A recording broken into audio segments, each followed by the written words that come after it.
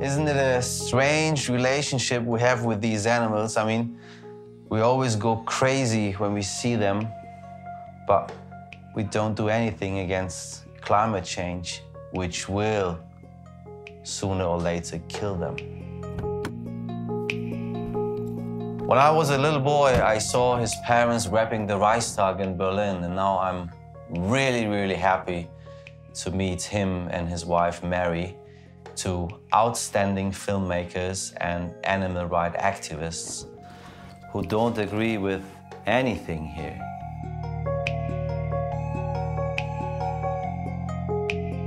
How is it to see these iconic animals? What are your feelings?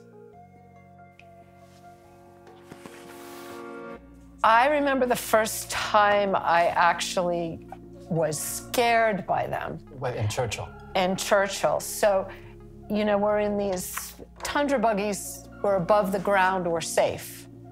But there was a time when we were outside photographing, and a bear came close and then started grabbing, and then you could see its claws.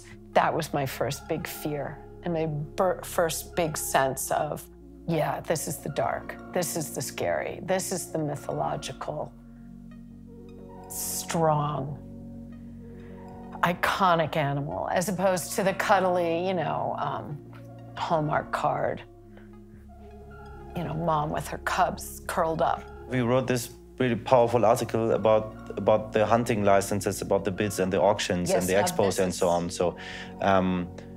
Just to start with it, I just saw your eyes when you was talking about this animal, what it makes with you. And we are selling in the United States, in a country of the Western world, in a democracy, in a country where the hunting of polar bears is forbidden since decades, a country which is kind of fighting for the rights of the polar bear around the world. But you can't bid here on an auction to go to Canada and shoot a polar bear? And the answer is, yes, they are allowed to. What does this say about us? The notion of hunting an endangered species for money in the name of conservation is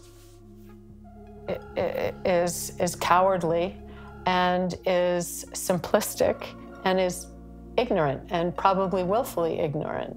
And you're not even allowed to bring the trophy, yet in the case of the polar bear, from Canada to the United States because it's forbidden. So you just killed it, and it's there. To say you did it. You know, and... Just to say you did it, that's it. But this is, again, capitalism gone awry, because there are two things about being able to say you did it. One is the obvious, I went and I killed this animal. Very few people have done it.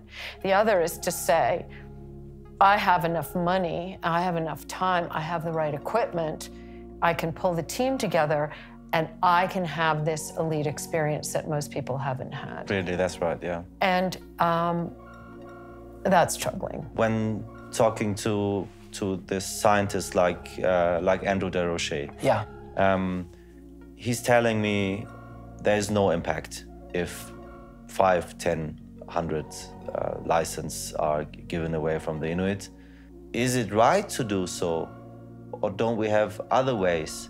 So I was confused about this, that the big threat for the polar bears is, of course, the climate change. It's global warming. It's not that people from the United States or from Europe are going to be shooting them. I talked to him a week ago for that article. If you have a PhD and you're following orders from science, again, the moral and the ethical base is left out. We're missing an enormous part of what it means to be alive. No native people have killed for fun. There's something in the Western world and so-called civilization that has brought us to the precipice. This decade is immense because everything has to change. We have not listened to the Paris Climate Accord, and then we're not listening to the children. Kids who are our son's age to 25, they're trying to tell the adults, what are you doing to our planet? When Greta is speaking and putting her billboard and saying, we have got to change, that I'm striking not just for what I'm not learning in school, but for the consciousness, we have to behold, partake of, be activated by in the real world, and the adults are not listening, she doesn't need a degree to say that. She's saying, how dare you, because the killing of even a single polar bear is betrayal to the life force. I mean, these are the real people who really care about nature, about life, about everything. Nothing against doctors and scientists, and nothing, really nothing against it. But these people are right. We must never forget the moral. Never, regardless of science. Thank you so much for watching my documentary. I'm Michael and I want to raise $1 million to save the polar bears. You know why? If the polar bears disappear one day, we will disappear either. So there is still work. And yeah, you can help us to keep these animals on this planet. Just go to my site, truth.unscripted.com, and make a little donation of $2.50 to save the bears, to save this planet, to save us. And please subscribe my channel, Truth Unscripted, on YouTube. We will make more documentaries for you. We will try to explain you the world with a little bit of fun. Thanks for watching. Thanks for sharing my work.